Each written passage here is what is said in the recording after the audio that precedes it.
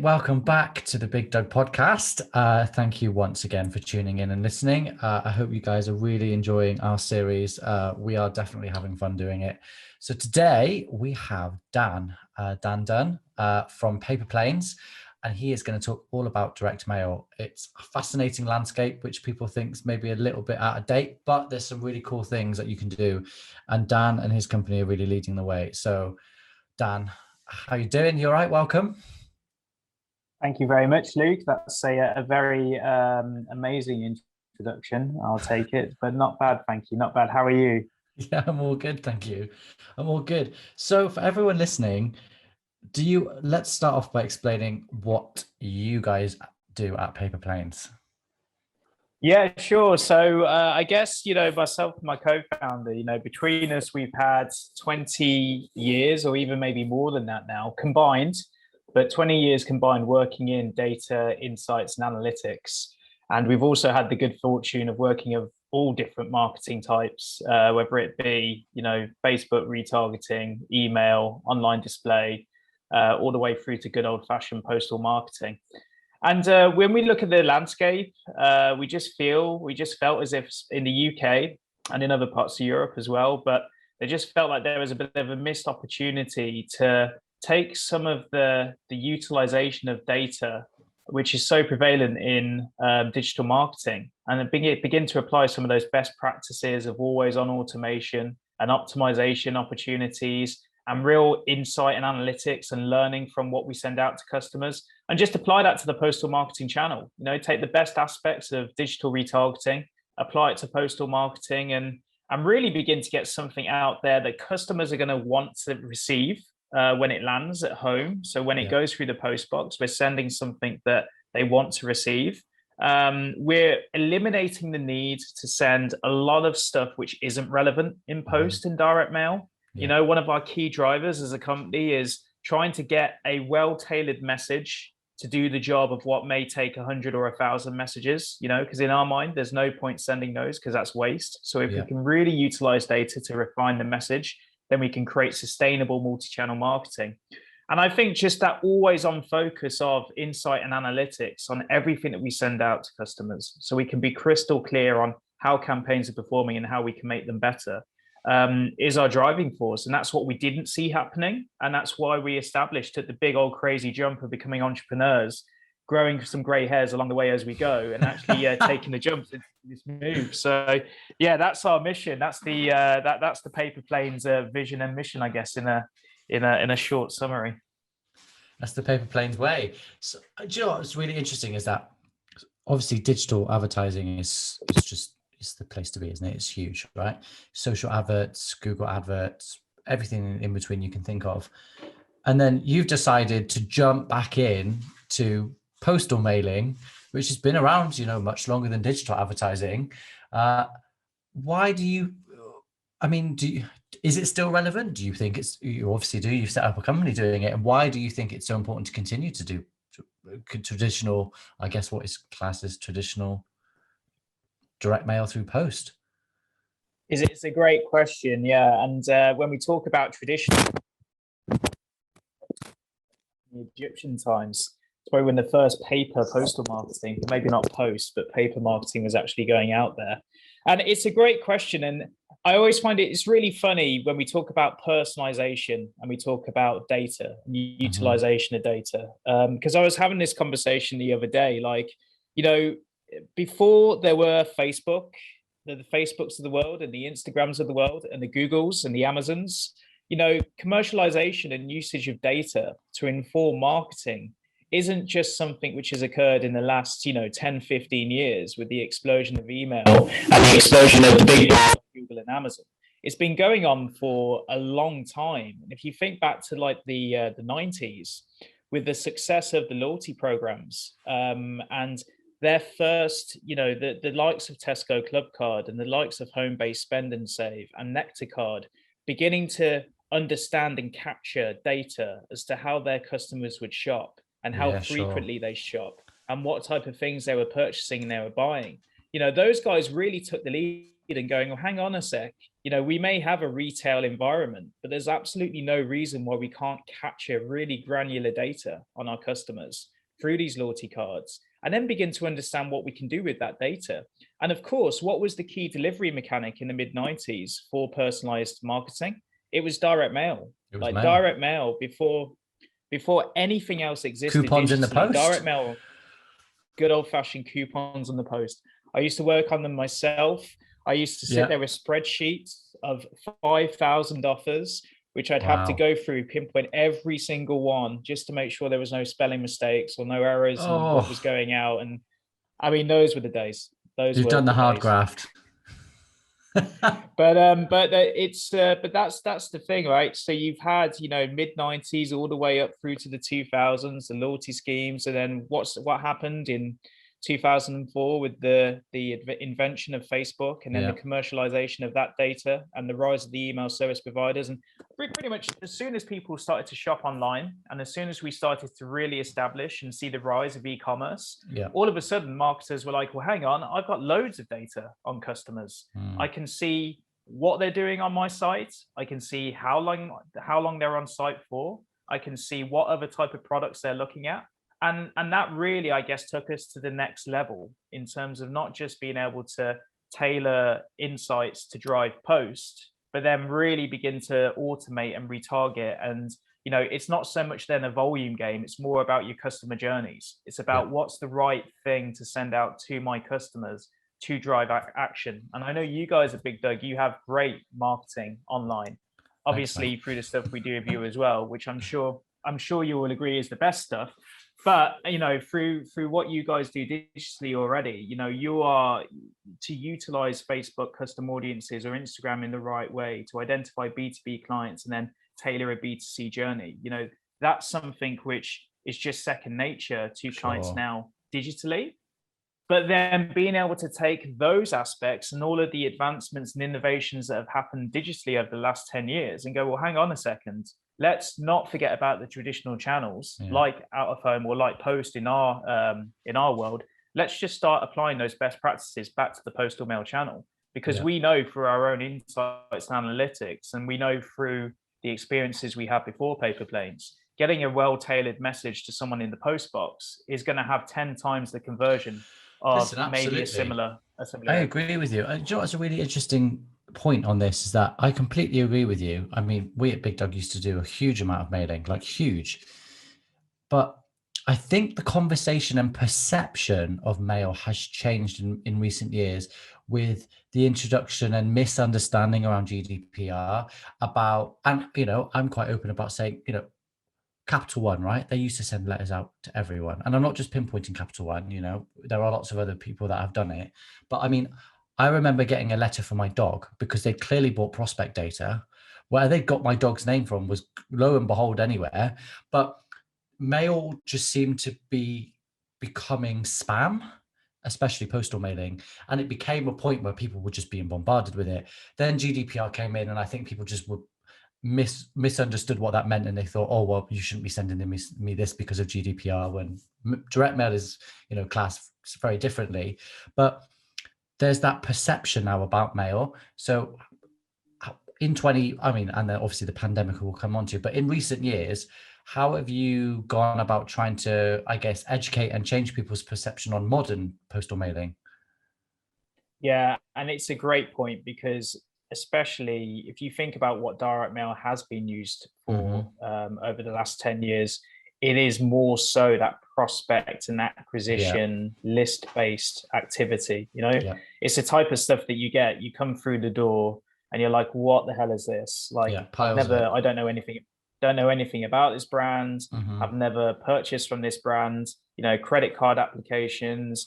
I would say even down to the type of stuff that you get on a weekly basis, which is not postal marketing per se, but it's coming through the door, like leaflets, like pizza drops and those type of things. I mean, they come through and it's like, well, this has no relevance to me. And I think that's the key. That's the beautiful thing about what GDPR has actually enabled. I remember like 3, 4 years ago, it felt like the end was nigh. Like when everyone was talking about Lists have GDPR gone. and the changes that were going to occur May 2018, it was like the countdown to the millennium again. It was Yeah, like, yeah, yeah. you need to be really careful. Everything's going to change. The world's going to end, May 2018. And then what happened is actually, I think marketers and companies began to, think, well, where are my data sources coming from? And what do I actually know about my customers? And how And can who should I be make contacting?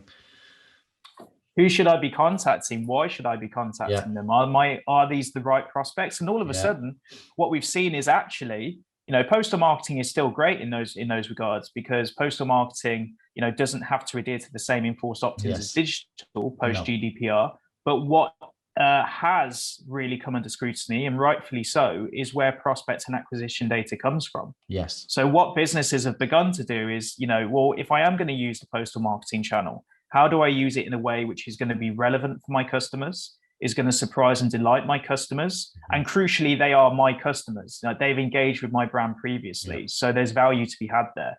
Because 9 times out of 10, if you want to generate incremental value and incremental lifetime value, it's much better to do it with someone who's engaged with your brand at some stage than it is someone who has absolutely no idea who you are. Completely agree. And I guess the really interesting thing about what you guys do is you're really clever with customer data. So obviously, we work with you and you're really smart at taking customer data and segmenting it and sending out mail to people who most probably want to have it.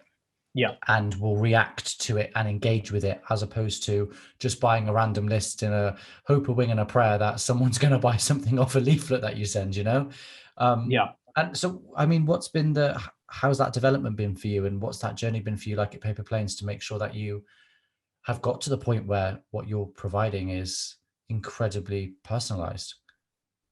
Yeah, I mean, it's been, I always describe myself and Steve, my co-founder, which, by the way, anytime the word clever and smart is used with what Paperplanes does, should really belong on his side of the business, because he's the guru in terms of that. I'm just a hanger on. I'm on his coattails, but it's fine. It's fine though. But you're the good face of the brand, Dan. I was waiting for you to say it. I didn't want to say it myself, to come across as arrogant. But I'll take it from someone else. It's been a real learning curve for us, not just because of entrepreneurial startup life. We were 2 corporate guys. When we came up with the concepts, we were still sitting within a corporation, and that in itself is a learning to take the jump and go from a corporate background into a startup lifestyle, and the risk that comes with that was a learning curve. Crazy. But for the product itself, we focus so much early on automation, and we can get things out really quickly. And that's what people are going to really love, the fact that we'll get onto a print press really quickly, and we'll be able to identify someone who's shopping online, and then we'll be able to get their data into a mailing format, which is going to personalize based on the products. And then we're going to get that onto a print press. And that's going to be, what people really love about Paperplanes. And actually what we've found throughout the years is, that's not where the value comes from in this process is not just being able to get stuff out quickly on a print press to follow up and land in a customer's home around customer journeys, but it's also around the insights and the analytics. So what can you tell the likes of BiGDUG and Luke at BiGDUG, who's already advanced in his marketing strategy? What can you tell them about, what we're doing with Post after a month, and what recommendations that can we give to refine and improve those campaigns, which is really going to get, yourself excited, and is going to start making you think differently about the channel. Not that you have to buy a massive volume and it has to be a big bulk send and you have to do all of your attribution on a voucher, but what else can you kind of where else is value coming from? So insights and analytics and the importance of that, we've really underplayed that early on. And that's crazy because our background was insights and analytics. Because one of the hardest things, Dan, and and most people listening know that do direct mail, is how to attribute direct mail. Because it's really difficult unless you are specifically putting a QR code or a code on there, and not everyone's going to put it in, how it directly attributes back to a conversion or a sale, because you could have had many things going on that week from a marketing perspective, and a mailer was one of the things you sent out. Unless you put a code on there or a specific phone number or a QR code that you can actually track, you can't attribute 100% of direct mail to a sale. So what you guys do is really clever, because it matches back customer data based on shopping behaviors, which is super smart. Absolutely. I was going to say there that, you know, me and Steve, I always describe our skill set, or I always describe us as kind of like, you know, Frankenstein's monsters of kind of like, you know, this blend of postal marketing and direct marketing expertise through Tesco Clubcard, mixed in with e-commerce experience and expertise that we have, and Facebook targeting and Sky targeting that we've worked on, and Twitter. And it's all come together for us to actually, you know, understand that attribution is key. And, you know, consumers are inherently lazy, right? So as a consumer, when I've been on the website and I've abandoned the basket, or if I have recently made a purchase and I've browsed other items, I might come back to your website 3 days later. After I've received the mail piece, I might come back to the website. And that mail piece, let's say if we are giving an incentive on the mail, it may be giving the customer an extra 10% off, an extra 5% off. It doesn't matter what it is. It might be giving them something. It might not be giving them anything. But the customer is naturally going to go to the incentive or the promotion, which is the easiest one to click through on. Or it's the easiest one. It's the most accessible form, which means that I could very well be generating a sale from the mail, but you won't see it because the consumer has gone, you know, maybe there's a site-wide promotion, which is just amazing. And this is what our technology has enabled us to show. It's actually, there is a halo which is coming from people who do engage with other incentives. And then there's this other group of customers who just don't input an offer. Like, so even if they are driven to come to the website as a result of receiving something, they just don't engage. They either forget to put the offer in, they've been distracted, they're impatient, probably like myself, impatient. So you just want to complete the transaction. So there's a whole raft of other people who just don't ever put them in. And these have been the lost universes for mail for so long, you know, so that's kind of like what we bring to the table as well. Which, I mean, is genuinely amazing. And, you know, we've been working with you guys for a little while. And I remember the first time we met and you presented, and I was like, well, we need to do this. Like, there's a no-brainer, you know, for the cost and for what you guys bring and the analytics. Like, yeah, why wouldn't we? And, you know, we've had an amazing relationship ever since. And it's been really, really great for us. Do you know, one thing I want to ask and touch on is, obviously everyone's been at home, and how has direct mail changed from the pandemic, from what you've seen? Or has it been better? Has it been worse? Like, bombarding people who are stuck in their houses with direct mail? Like, how's the landscape been from your perspective since the pandemic hit? Well, I think, you know, we saw really strong performance now. We've been going 2 years and we've seen strong performance from campaigns the minute we started. So especially, you know, comparing against the organic traffic coming back to websites, and one of the really interesting learnings as well is basket value, because the basket value that we generate for our campaigns are always much higher than a typical basket recovery or a basket spend online. And so we've always kind of seen that. And I think, you know, with lockdown, you know, we continue to see great growth from e-commerce businesses who had even never utilized direct mail previously. And, you know, I think part of the reason of that is because, you know, we haven't had anywhere to go. You know, we've all been at home, you know, we've all been thinking about, you know, home improvements, you know, how can I begin to get my wall in my house looking anything like Luke's wall in his house, with that decoration and that art and that amazing stuff that you have sitting behind you, which I can see there. Nice how can I begin to, you know, make home improvements and kind of like get that, you know, so that has been top of mind. Customers have been at home. You know, mail obviously is fantastic because it lands at home, so it is going to get noticed more. So the only trend that I would say that we have seen is, whereas before the lockdown, it would have taken customers maybe on average anywhere between 10 to 11 days after they have left and abandoned the website or triggered the behavior on the website to come back then to make a purchase after receiving our mail. It's taking 2 to 3 days less time. Okay. So what we've seen in our insights is that actually customers they respond quicker, probably because there's no distractions, there's Yeah. no commuting, there's Yeah. no needing to kind of like go to the, well, we all miss it, but not being able to go to the pub. There hasn't Yeah. been any kind of like social activities. So probably people have been able to make decisions quicker and come to those decisions quicker with the family members who need to be involved. So that's been the key trend, really. Yeah. So that brand penetration of sticking on that fridge is much more frequent because they're walking past the fridge more often.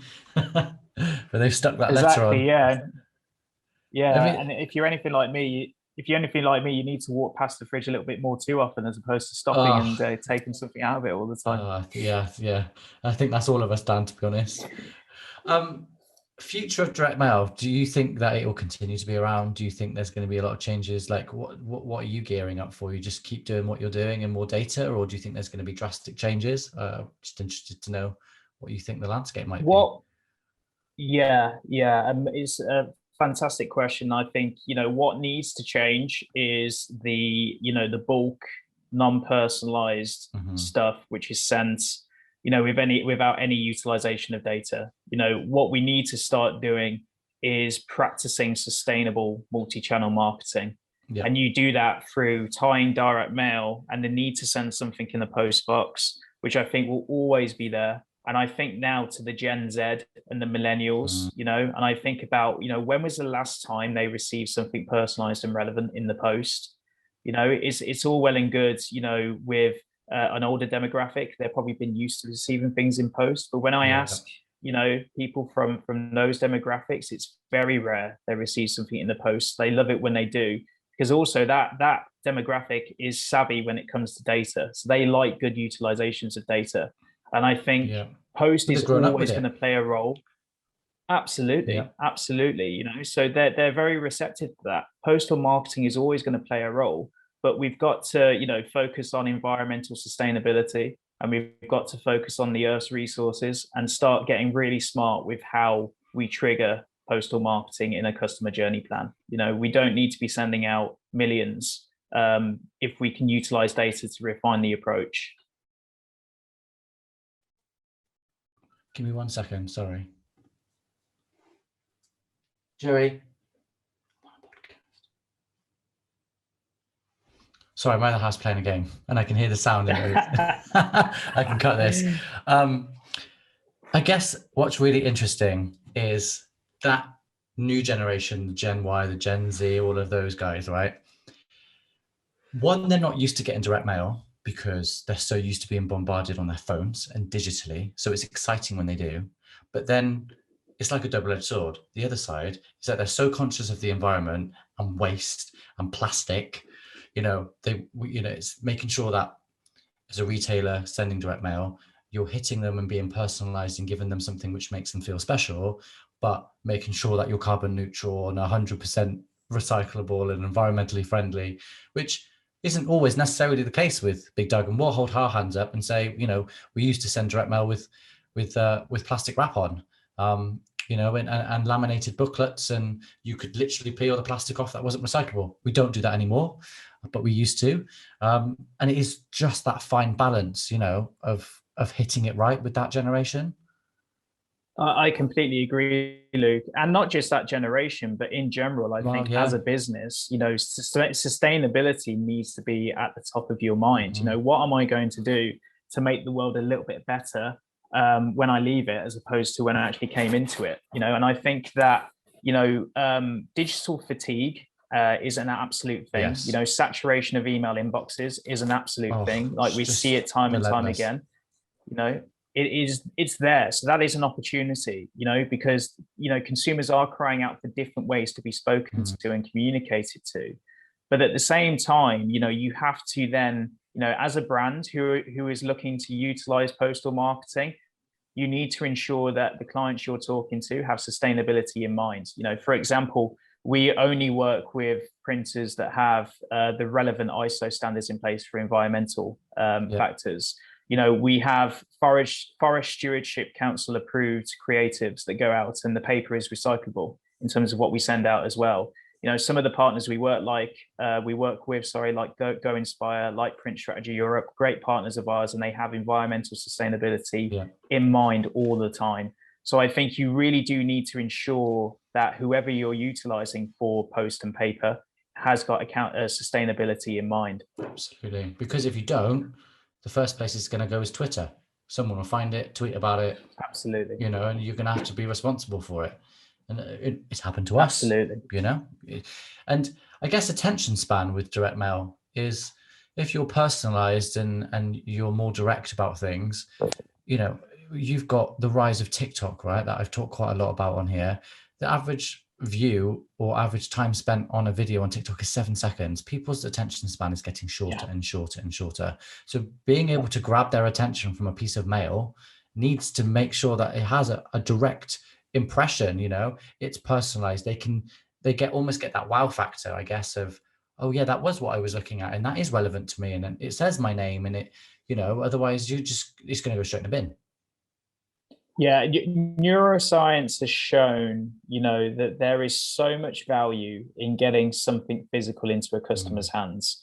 If you want to engage as many senses as possible as marketers in order to ensure that your brand stays top of mind, you know, and what's the one thing that we can't do digitally is engage that sense of touch, you know, so being able to get something in a customer's hands that they can touch and they can feel, and then they can pick that up and they can deal with that at a time which is right for them. It's what I always love, this finding that, you know, we track conversions that are occurring 45, 50 days after a mail piece has landed in home, which we know are incremental due to our controls that we have in place. You know, and we know that customers are coming back to websites. We can see them after they receive mail, they're coming back day 4, day 5. And yet our optimal time to conversion is day 9 to day 10. You know, because as you know, as consumers, we will receive it, we will remember it, and then we'll leave it on the side or on the fridge or in the kitchen or in the living room until we've got time to pick it up and do something with it. Yeah, of course. But on the flip side, there's nothing worse than sending and receiving a letter white with "Dear Occupier" on, because for me that goes straight in the bin. I don't even open it. And I think most people do, because, you know, oh, here we go, not relevant. Whereas if you've got a brown envelope or something designed with a personalized name on, you'll be like, right, okay, well, I need to open it. You know, what is it? Is it a bill, first of all? Do I owe any money? Second of all, oh, look, I've got a discount. Great, even better. It's the envelope is just that's just if it's coming to your house, Luke, that's just the invoices coming from Paperplanes. I hope not to my house, but yeah. But yeah, I mean, and the psychology of mail and how mail looks. Yeah, absolutely. We have an ongoing conversation with clients around, you know, oh, should we be sending stuff out in a branded envelope or a non-branded envelope? And I'm like, the customers who are receiving this mail know who your brand are and have only recently been on your website. The envelope is like the email subject line. You absolutely should be getting your brand on there, because we're not tricking people. We don't have to trick people to open it because it's a blank envelope. They like your brand. They've engaged with your brand. So get your brand on there and get them to open it and get some personalization and relevance pulling in. The data's there, so we should be utilizing it. Yeah, absolutely. Yeah, because then you're upfront about it. You know, people know what they're about to expect. It's from BiGDUG. They can see that, oh, I've just been on the website. Right, okay, I'll see what this is about. You know, it could very well be an offer or something like that, which, you know, it is. There's no point trying to hide behind smoke and daggers, because that just upsets people, and people just can get and do get upset about mail.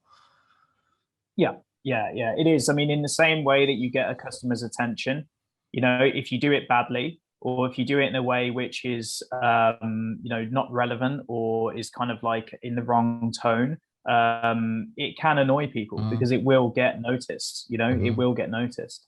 Yeah, absolutely. So before we go, do you have anyone listening that either isn't doing mail or has done mail and have stopped, or is doing mail at the moment? Any tips, you know, to doing how you should do mail in 2021? Yeah, absolutely. I mean, I guess first of all, if you're not doing mail, then please reach out to us at www.flypaperplanes.co.uk. That is a hashtag shameless link, You and can have it. It's fine. I take great Paperplanes.co.uk. pride in. That is flypaperplanes.co.uk. Um, Flypaperplanes.co.uk. yeah, yeah. So if you're not, then please get in contact with us because we'd love to talk to you about how we can help with that. I think three tips for anyone thinking about utilizing direct mail for the first time, or even if you're utilizing it now. The first one is definitely make it personalized and relevant to customers. Yeah. You know, you want to give them as much information about your brand, and you want to utilize as much data as possible to really drive relevance. I think the second thing is you don't always need an incentive or an offer to drive the action you're looking for. And A/B testing and optimization should really, you know, give you those findings. I mean, as we've seen ourselves, Luke, with what we've done with you guys, incentive is not always needed to drive a really strong result. No, it's not. And the last piece is if you're running direct mail and postal marketing now and you have concerns around attribution, or you're not looking at the results, the insights, and the analytics, then that's a challenge. You know, you don't want to be wasting marketing spend. You want to be crystal clear as to what's happening when you send the piece out. And in this day and age, there is absolutely no reason now why you can't have 100% attribution to direct mail and postal marketing. Couldn't agree more. There we go. Said from the master himself. I think it's amazing. Dan, as well. Where's Steve? No, joking. Yeah, exactly. Yeah. Dan, that was amazing. Thank you so much. I hope you enjoyed it, and I hope everyone listening had really enjoyed it. Really insightful. No worries, Luke. Thank you for having me as a guest, and yeah, absolutely anytime. You're very welcome. And once again, shameless plug, it was flypaperplanes.co.uk. Got that right? That is www.flypaperplanes.co.uk, and mention hashtag BiGDUG podcast in your contact form for a special discount.